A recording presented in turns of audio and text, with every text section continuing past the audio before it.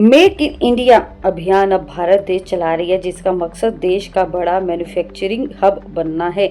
अब अमेरिका और चीन जैसे दुनिया के सबसे बड़े अर्थव्यवस्थाओं के विरोध का सामना भी कर रहा है भारत। लेकिन क्या इससे मेक इन इंडिया की योजना से क्या अमेरिका और चीन को लगेगा झटका? हालांकि भारत ने अपने बढ़ते कद के साथ नए नियम और नई व्यवस्थाओं को लागू करना भी शुरू कर दिया है। भारत इस समय दुनिया की 5वीं सबसे बड़ी अर्थव्यवस्था है और आने वाले वर्षों में तीनों स्थानों पर पहुंचने का लक्ष्य भी रखता है। लेकिन अमेरिका और चीन का कहना है कि भारत की सब्सिडी नीतियां अंतर्राष्ट्रीय व्यापार नियमों का उल्लंघन करती हैं।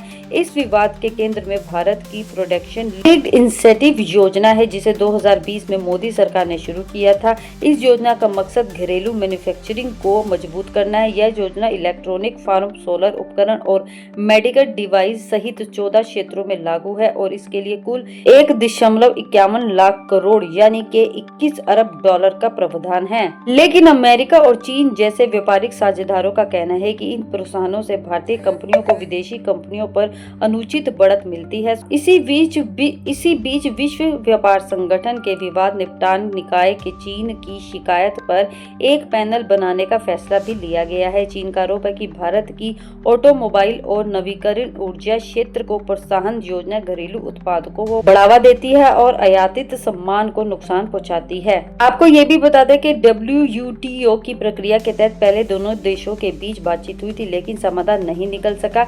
इसके बाद पैनल गठित किया गया। भारतीय अधिकारियों का कहना है कि सरकार अपनी योजना को मजबूती से बचाव करेगी और उनका मानना है कि ये योजनाएं WTO नियमों के अनुसार ही है। ये विवाद ऐसे समय पर सामने आए जब भारत अमेरिका और चीन दोनों के साथ अपने संबंधों को संतुलन करने की कोशिश कर रहा है। हाल ही में भारत और अमेरिका के बीच व्यापार तनाव कम हुआ है, जबकि चीन के साथ भी रिश्ते सुधरने की कोशिश हो रही है। तो दूसरी तरफ चीन ने अमेरिका के मुद्रास्फीति कमी अधिनियम 2022 को WTO में चुनौती दी थी। वहीं यूरोपीय देश ने भी चीन पर इलेक्ट्रॉनिक वाहन और सोलर उद्योग को भारी सब्सिडी देने के आरोप लगाए हैं।